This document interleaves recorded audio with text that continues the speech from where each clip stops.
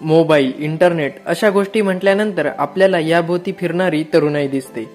या जाळ्यात एखादी वयस्कर आजी युट्यूबर म्हणून समोर आली तर ऐकून थोडं नवल वाटलं ना?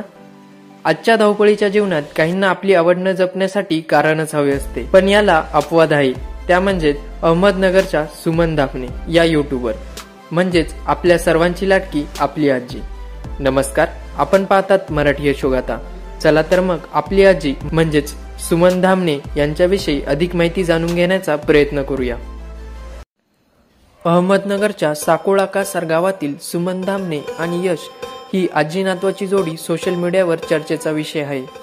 त्याला कारणही तसेच आहे। या आजी आणि त्यांचा नातू यश यांनी मिळून आपली आजी या नावाने एक यूट्यूब चॅनल सुरू केले। आता तुम्ही म्हणाल यात विशेष काय? विशेष हे आहे की आजी या अस्सल गावरान भाषेत भारतातील सर्वच प्रकारच्या पदार्थांबरोबरच परदेशी पदार्थ स्वतः बनवतात आणि त्यांचा नातू हे सगळं रेकॉर्ड करून आपली आजी या त्यांच्या यूट्यूब चॅनलवर अपलोड करतो। आजी म्हणजेच सुमन धामणे यांचे पती पोलीस दलात असल्याने त्यांची वारंवार बदली व्हायची। सुमन आजी दिवसभर घरीच असायच्या।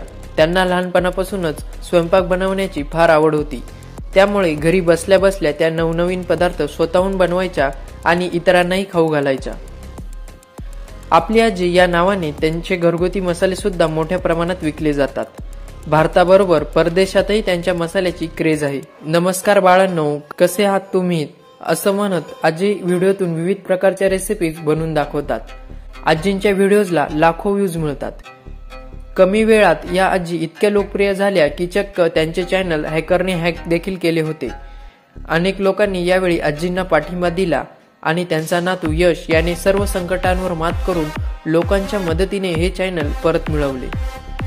नऊवारी साडी आणि साधेपणा असून देखील आजी अल्पावधीतच सोशल मीडिया बरोबरच समाजात देखील लोकप्रिय झाल्या। त्यांना अनेक पुरस्कार मिळाले।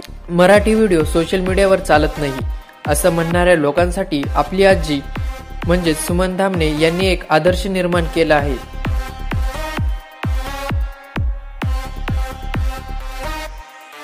मराठीपण आणि मराठी खाद्य संस्कृती सोशल मीडियावर जपणाऱ्या आणि वाढवणाऱ्या या आजी नातवाच्या जोडीला पुढील वाटचालीस शुभेच्छा।